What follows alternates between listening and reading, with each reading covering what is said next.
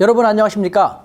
우수군의 진짜 동부가 수군수군 시간입니다. 안녕하십니까?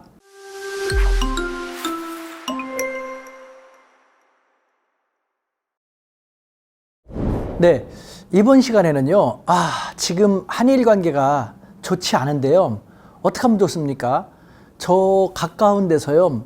또 다른 태풍, 하지만 피할 수 없는 엄청난 한일 관계의 또 다른 태풍이 몰려오고 있다라는 것입니다. 그거에 대해서 무엇인지 밝히고 어떻게 대처하면 좋을 것인가 제 졸견을 여러분에게 한번 피력해 볼까 합니다.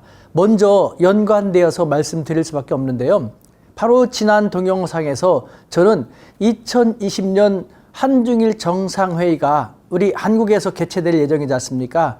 사실상 현재 상태로는 사실상 개최가 불가하다는 것을 올렸습니다. 간단히 다시 한번 얘기한다면요.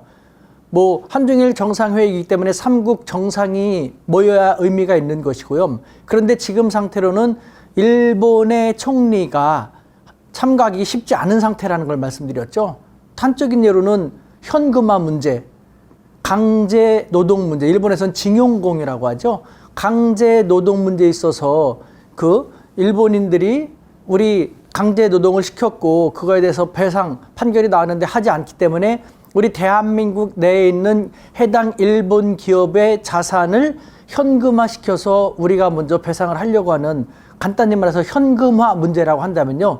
이 현금화 문제가 해결되지 않았기 때문에 그런 것이죠. 즉 12월 달에 한중일 정상회담이 예정되어 있는데 이 현금화 문제를 정상회담 전에 우리가 정부가 해버리면은 일본의 총리는 못 오게 될 것이고, 현금화 문제 아직 하지 않은 상태에서 일본의 스가 총리가 한중일 정상회의에 참석을 했다가 돌아간 다음에 현금화를 하게 되면은 스가 총리는 일본 국내에서 입지가 엄청나게 몰리게 될 것이고, 또 일본 사회는 우리들에 대해서 자기들의 입장에서는 배신감, 뒤통수 맞았다라는 것 때문에 한일 양국이 엄청난 후폭풍에 시달릴 수밖에 없다. 그렇기 때문에 현금화 문제를 우리가 거론하지 않겠다, 하지 않겠다라고 확실히 확약해주지 않는 한 한중일 정상회의는 이 한일 관계 때문에 스가 총리가 참석할 수 없을 것이고, 그래서 불가능하게 될 것이다 라는 얘기를 했지 않습니까?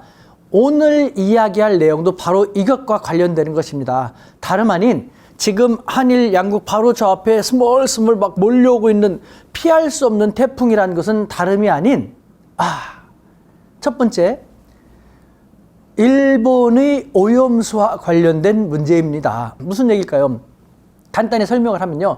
2011년 일본에서 동일본 대지진이 일어났지 않습니까? 그로 인해서 일본에서 원자력 발전소가 폭발하는 그런 참사가 일어났지 않습니까? 일본 정부는 거기서 핵 원료를 식히기 위해서 냉각수를 계속 사용을 하고 있고, 그 오염된 냉각수를 일본 영토 안에 저장 탱크를 만들어서 지금 보관하고 있지만 이것이 점점 꽉 차고 있죠. 즉 올해 안으로 이 오염된 냉각수를 어떻게 처리할 건가를 확실히 결정하지 않으면 안 되는 상황 속에 놓여 있거든요.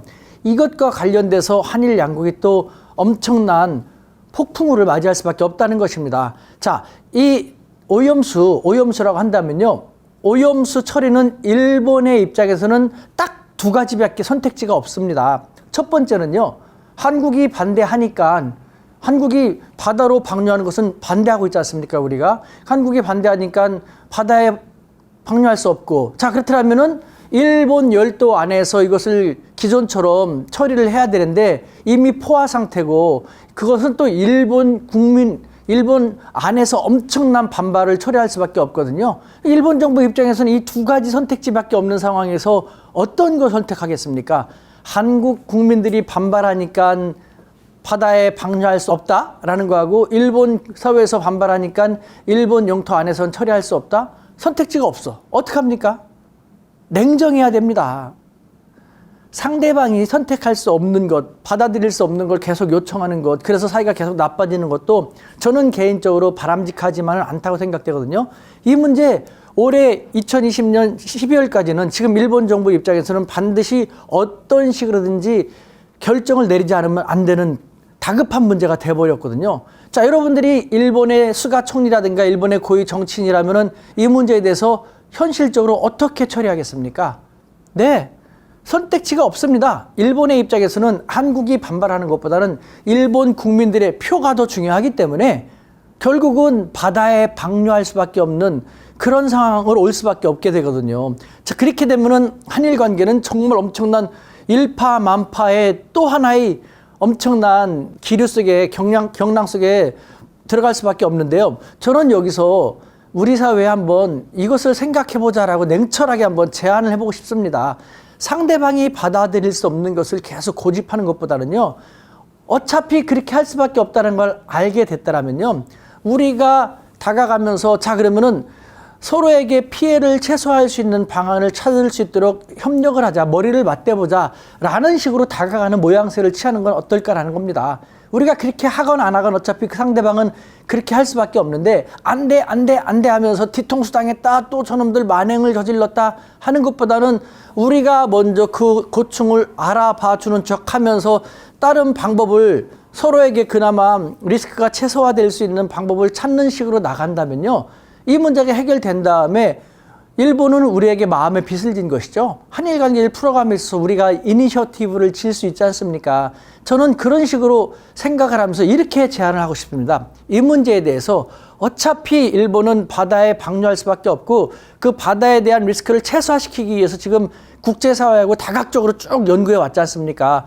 우리도 그걸 적극적으로 받아들이면서 뭐 일본이 방류하는 것을 우리는 어쩔 수 없이 받아들여야 하는 입장에서 받아들이자는 것이죠. 근데 우리 국민 정서상 쉽지 않다면요, 그래도 어쩔 수 없으니까 일본이 방류하게 하는 겁니다. 어차피 일본은 방류할 테니까요. 우리가 먼저 한 방 맞게 되는 것이죠. 일본이 장군요 하게 되면요, 우리는 반발만 할 게 아니라 한일 관계에서 지금 껄끄러운 문제를 그 기회에 풀어버리는 계기로 삼자라는 것이죠. 일본이 오염수를 방류하게 되면요, 우리는요, 현금화 문제, 강제 노동의 현금화 문제를 그 기회에 현금화를 시켜버려가지고, 일본은 반발하고 있지 않습니까? 현금화 시켜가지고 멍이요 하는 식으로 장군 멍군해갖고 양국에 있어서 껄끄러운 문제를 다 터트려버린다는 것이죠. 이 기회에. 그렇게 되면은 한일 관계는 파국 중에 파국, 최저점으로 떨어지게 될 것입니다. 당분간 냉각기를 가질 수밖에 없어요. 지금 상태로는 피할 수 없는 것이니까요.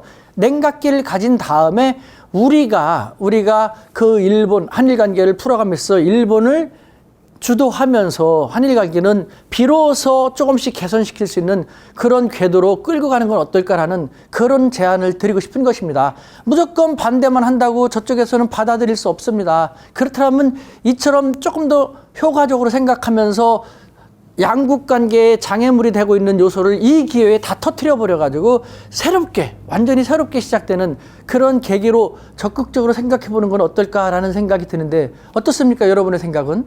우리 현명한 한민족, 이런 식으로 우리 슬기와 지혜를 모아보는 건 어떨까요? 네, 오수근이었습니다.